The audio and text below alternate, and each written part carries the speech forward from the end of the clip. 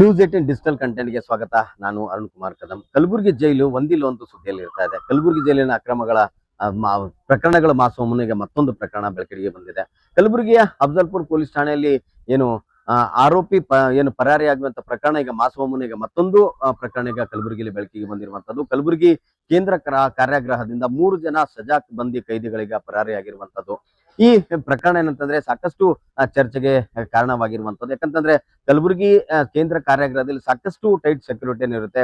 ಕಲ್ಲಿನ ಸಿಬ್ಬಂದಿಗಳು ಇರ್ತಾರೆ, ಕೈದಿಗಳನ್ನ ಕಾಯ್ತಿರ್ತಾರೆ. ಆದ್ರೆ ಆ ಎಲ್ಲಾ ಕೈದಿಗಳ ಏನು ಕಣ್ ತಪ್ಪಿಸಿಗ 3 ಜನ ಕೈದಿಗಳು ಏನು ಜೈಲಿನಿಂದ ಕಾಂಪೌಂಡ್ ಗೋಡೆಯನ್ನ ಹಾರಿಗ ಏನು ಪರಾರಿ ಆಗಿರುವಂತದ್ದು. ಅದರಲ್ಲಿ ಓರ್ವ ಆರೋಪಿ ಸಂತೋಷ್ನನ್ನ ಬಂಧಿಸಿದ್ರೆ ಇನ್ನು ಇಬ್ಬರ ಏನು ಸಜಾ ಬಂದಿ ಕೈದಿಗಳನ್ನು ಪರಾರಿ ಆಗಿದ್ರೆ ಅವರ ಹುಡುಕಾಟಕ್ಕೆ ಈಗ ಪೊಲೀಸರು ಈಗ ಹುಡುಕಾಟವನ್ನು ನಡೆಸ್ತಾ ಇರುವಂತದ್ದು. ಇದು ಏನಂತಾರೆ ಎಲ್ಲೋ ಒಂದ್ ಕಡೆ ಕಲಬುರಗಿ ಜೈಲಿನ ಸೆಕ್ಯೂರಿಟಿ ಏನು ಅಲ್ಲಿನ ಭದ್ರತೆ ಬಗ್ಗೆ ಪ್ರಶ್ನೆಯನ್ನ ಕಾಡ್ತಾ ಇರುವಂತದ್ದು. ಯಾಕಂತಂದ್ರೆ 3 ಜನ ಸಜಾ ಬಂದಿ ಕೈದಿಗಳು ಪರಾರಿ ಆಗ್ತಾ ಇದಾರೆ ಅಂತಂದ್ರೆ ಆ ಒಂದು ಕೇಂದ್ರ ಕಾರಾಗೃಹದಲ್ಲಿ ಯಾವ ರೀತಿಯಾಗಿ ಅಲ್ಲಿನ ಸಿಬ್ಬಂದಿಗಳು ಕೆಲಸ ಮಾಡ್ತಾ ಇದಾರೆ ಅನ್ನೋದ್ರ ಬಗ್ಗೆ ಈಗ ಯಕ್ಷ ಪ್ರಶ್ನೆ ಆಗಿ ಕಾಡ್ತಾ ಇರುವಂತದ್ದು.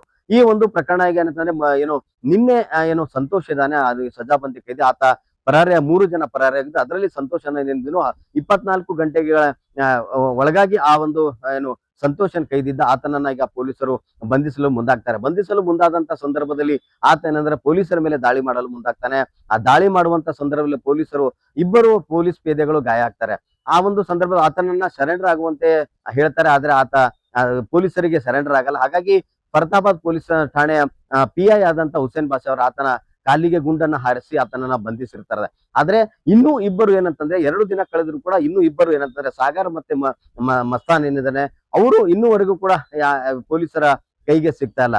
ಈ ಹಿನ್ನೆಲೆಯಲ್ಲಿ ಆತ ಏನಂತಾನೆ ಎಲ್ಲಿ ಹೋಗಿದ್ದಾರೆ ಅನ್ನೋದ್ರ ಬಗ್ಗೆ ಈಗ ಪೊಲೀಸರು ಪ್ರತ್ಯೇಕ ತಂಡಗಳನ್ನ ರಚನೆಯನ್ನ ಮಾಡಿ ಈಗ ಅವರ ಹುಡುಕಾಟವನ್ನು ಕೂಡ ನಡೆಸ್ತಾ ಇರುವಂತದ್ದು. ಕಲಬುರಗಿ ಜಿಲ್ಲೆ ಕಲಬುರಗಿ, ಬೀದರ್, ಯಾದಗಿರಿ ಸೇರಿದಂತೆ ತೆಲಂಗಾಣ ಮತ್ತು ಮಹಾರಾಷ್ಟ್ರದಲ್ಲೂ ಕೂಡ ಹೋಗಿರ್ಬೋದು ಅನ್ನೋದ್ರ ಬಗ್ಗೆ ಈಗ ಪೊಲೀಸರಿಗೆ ಮಾಹಿತಿ ಸಿಕ್ಕ ಹಿನ್ನೆಲೆಯಲ್ಲಿ ಮಹಾರಾಷ್ಟ್ರ ಮತ್ತು ಆಂಧ್ರ ಪ್ರದೇಶ ಏನು ತೆಲಂಗಾಣ ಇದೆ ಆ ತೆಲಂಗಾಣದಲ್ಲೂ ಕೂಡ ಹುಡುಕಾಟವನ್ನು ನಡೆಸ್ತಾ ಇದ್ದಾರೆ. ಇವರು ಏನಂತಂದ್ರೆ ಜೈಲಿನಿಂದ ಪರಾರಿ ಆಗುವಂತ ಸಂದರ್ಭದಲ್ಲಿ ಗೋಡೆ ಅಲ್ಲಿ ಏನು ಬ್ಯಾರಿಕೇಡ್ ನಂಬರ್ 5 ಏನಿತ್ತು ಅದರ ಏನು ಕಿಟಕಿ ರಾಡನ್ನ ಕಟ್ ಮಾಡಿ ಅಲ್ಲಿಂದ ಪರಾರಿ ಆಗ್ತಾರೆ. ಆ ಒಂದು ಗೋಡೆ ಬರುವಂತ ಸಂದರ್ಭದಲ್ಲಿ ಗೋಡೆಯಲ್ಲಿ ಆ ಒಂದು ಜೈಲಿನ ಒಳಗಡೆ ಕನ್ಸ್ಟ್ರಕ್ಷನ್ ನಡೀತಾ ಇದೆ. ಆ ಕನ್ಸ್ಟ್ರಕ್ಷನ್ ನಡೆಯುವಂತ ಸಂದರ್ಭದಲ್ಲಿ ಅಲ್ಲಿ ಏಣಿಯನ್ನು ಇಟ್ಟಿರ್ತಾರೆ. ಆ ಏಣಿಯನ್ನ ಬಳಸಿಕೊಂಡು ಅದ್ರ ಕಾಂಪೌಂಡ್ ಅನ್ನ ಹತ್ತುತ್ತಾರೆ. ಅದಾದ ಬಳಿಕ ಏನು ಕಾಂಪೌಂಡ್ಗೆ ರಾಡ್ಗೆ ಏನಂತಂದ್ರೆ ಅಲ್ಲಿದ್ದಂತ ಬಟ್ಟೆಗಳನ್ನ ಕಟ್ಟಿ ಅದನ್ನೇ ಹಗ್ಗವಾಗಿ ಮಾಡಿಕೊಂಡು ಮೇಲಿಂದ ಜಿಗಿತಾರೆ. ಆ ಒಂದು ಜಿಗಿಯುವಂತ ಸಂದರ್ಭದಲ್ಲಿ ಅವರಿಗೆ ಕೂಡ ಏನಂತಂದ್ರೆ ಸಣ್ಣ ಪುಟ್ಟ ಗಾಯಗಳಾಗಿರುವಂತದ್ದು, ಅವರಿಗೆ ಆ ಕಾಲಿಗೂ ಕೂಡ ಏನು ಗಾಯ ಆಗಿರುವಂತದ್ದು. ಹಾಗಾಗಿ ಅವ್ರಿಗೆ ಸರಿಯಾಗಿ ನಡ್ಕೊಂಡು ಹೋಗಕ್ಕೂ ಆಗೋದಲ್ಲ. ಯಾಕಂತಂದ್ರೆ ಅಂತಹ ಒಂದು ಏನು CCTV ಅಲ್ಲಿ ಅವ್ರು ನಡ್ಕೊಂಡು ಹೋಗೋದು ನೋಡಿದ್ರೆ ಎಲ್ಲೋ ಒಂದ್ ಕಡೆ ಅವರಿಗೆ ಕಾಲಿಗೆ ಗಾಯ ಆಗಿದೆ ಅಂತ ಹೇಳ್ತಾರೆ. ಹೀಗಾಗಿ ಆ ಮಸ್ತಾನ್ ಏನದನ್ನ ಪ್ರಮುಖ ಆರೋಪಿ ಏನಿದ್ರೆ ಏನು 3 ಜನ ಎಸ್ಕೇಪ್ ಆಗಲು ಈ ಮಾಸ್ಟರ್ ಮೈಂಡ್ ಮಸ್ತಾನ್ ಏನಂತಾರೆ ಜಿಗುವಂತ ಸಂದರ್ಭದಲ್ಲಿ ಆತನಿಗೆ ಆ ಕಾಲಿಗೆ ಪೆಟ್ಟಾಗಿರುವಂತದ್ದು. ಹಾಗಾಗಿ ಅವನಿಗೆ ಸರಿಯಾಗಿ ನಡ್ಕೊಂಡು ಹೋಗಕ್ ಆಗ್ತಿಲ್ಲ. ಹಾಗೆ ಆ ಒಂದು ಮಾಹಿತಿಯನ್ನು ಪಡೆದಂತ ಕಲಬುರಗಿ ಪೊಲೀಸರು ವಿಷಯ ತಂಡಗಳನ್ನ ರಚನೆ ಮಾಡ್ತಾರೆ. ಅವರು ಏನಂತಂದ್ರೆ ಇಲ್ಲಿನ ಕಲಬುರಗಿ, ಬೀದರ್, ಯಾದಗಿರಿ ಮತ್ತೆ ಬೇರೆ ಬೇರೆ ಭಾಗಗಳಲ್ಲಿ ಏನು ಆಸ್ಪತ್ರೆಗಳಲ್ಲಿ ಅಲ್ಲಿಯೂ ಕೂಡ ಮಾಹಿತಿಯನ್ನು ಪಡಿತಾ ಇರುವಂತದ್ದು. ಯಾಕಂತಂದ್ರೆ ಇಂತಹ ಒಂದು ಪೇಷಂಟ್ ಯಾರಾದ್ರೂ ನಿಮ್ಮ ಹತ್ರ ಬಂದಿದ್ದಾರೆ ಅನ್ನೋದ್ರ ಬಗ್ಗೆ ಮಾಹಿತಿ ಕೂಡ ಅಲ್ಲಿ ನಮ್ಮ ಕಲಬುರಗಿ ಸಿಟಿ ಪೊಲೀಸರು ಮಾಹಿತಿಯನ್ನ ಕಲೆ ಹಾಕ್ತಾ ಇರುವಂತದ್ದು. ಎಲ್ಲೋ ಒಂದ್ ಕಡೆ ಈ ಒಂದು ಜೈಲಿನಲ್ಲಿ ಯಾವ ರೀತಿಯಾಗಿ ಅಕ್ರಮ ನಡೀತಾ ಇದೆ. ಈ ಹಿಂದೆ ಕೂಡ ಸಾಕಷ್ಟು ಬಾರಿ ಕಲಬುರಗಿ ಕೇಂದ್ರ ಕಾರಾಗೃಹ ಏನಂತಂದ್ರೆ ಸುದ್ದಿ ಆಗಿತ್ತು. ಅಲ್ಲಿ ದುಡ್ಡು ಕೊಟ್ರೆ ಏನೆಲ್ಲ ಸಿಗುತ್ತೆ ಅನ್ನೋದಕ್ಕೆ ಸಾಕಷ್ಟು ಏನೋ ವಿಡಿಯೋಗಳನ್ನು ಕೂಡ ವೈರಲ್ ಆಗಿತ್ತು. ಅಲ್ಲದೆ ಏನು ಜೈಲು ಸೂಪರಿಂಟೆಂಡೆಂಟ್ ಅವರಿಗೂ ಕೂಡ ಹಣದ ಆಮಿಷ ಅವ್ರಿಗೆ ಹಣವನ್ನು ಕೊಟ್ಟರೆ ಏನೆಲ್ಲ ಸಿಗುತ್ತೆ ಅನ್ನೋದಕ್ಕೆ ಕೂಡ ಸಾಕಷ್ಟು ವಿಡಿಯೋಗಳನ್ನಾಗ್ಲಿ ಅಲ್ಲಿಂದ ಇದ್ದಂತ ಜೈಲಿನಲ್ಲಿದ್ದಂತ ಕೈದಿಗಳು ಕೂಡ ಜೈಲ್ ಸೂಪರಿಂಟೆಂಡೆಂಟ್ ಮೇಲೆ ಏನೋ ಆರೋಪನ ಕೂಡ ಮಾಡಿದ್ರು. ಈ ಹಿನ್ನೆಲೆಯಲ್ಲಿ ಅವತ್ತು ಏನಂದ್ರೆ ಕರ್ತವ್ಯದಲ್ಲಿದ್ದಂತಹ ಸುಮಾರು ಜೈಲ್ ಅಧೀಕ್ಷಕ ಸೇರಿದಂತೆ ಸುಮಾರು 8 ಜನರನ್ನ ಕೂಡ ಈಗ ಅವರಿಗೆ ಅಮಾನತನ್ನ ಮಾಡಿ ಏನು ಸರ್ಕಾರ ಆದೇಶವನ್ನು ಹೊರಡಿಸಿರುವಂತದ್ದು.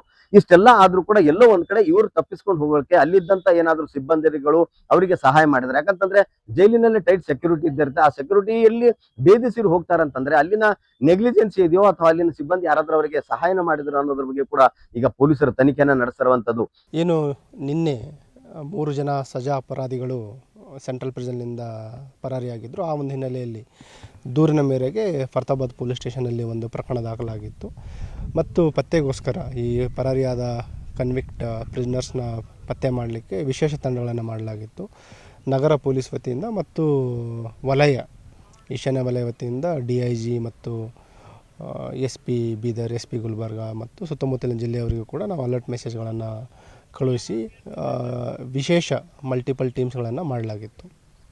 ಈ ದಿನ ಬೆಳಗಿನ ಜಾವ ಅರ್ಲಿ ಮಾರ್ನಿಂಗ್ ನಮ್ಮ ಟೀಮ್ ಮೂಮೆಂಟಲ್ಲಿದ್ದಾಗ ಫರ್ತಾಬಾದ್ ಇನ್ಸ್ಪೆಕ್ಟರ್ ಅವರಿಗೆ ಒಂದು ಕ್ರೆಡಿಬಲ್ ಇನ್ಫಾರ್ಮೇಷನ್ ಬರುತ್ತೆ. ಅದರಲ್ಲಿ ಏನು ಹುಮ್ನಾಬಾದ್ ರಿಂಗ್ ರೋಡಲ್ಲಿರುವ ಇಂಡಸ್ಟ್ರಿಯಲ್ ಏರಿಯಾ ಇದೆ, ಹುಮ್ನಾಬಾದ್ ರೋಡಿಗೆ ಹೋಗುವಂಥದ್ದು, ಅಲ್ಲಿ ಒಂದು ಸಸ್ಪೆಕ್ಟ್ ಏನು ಫೋಟೋದಲ್ಲಿದೆ ಅವರ ಒಂದು ಮೂಮೆಂಟ್ ಇರೋದ್ರ ಬಗ್ಗೆ ಒಂದು ಮಾಹಿತಿ ಬರುತ್ತೆ. ತಕ್ಷಣ ತಂಡ ಇಲ್ಲಿ ಸ್ಥಳಕ್ಕೆ ಧಾವಿಸ್ತಾರೆ.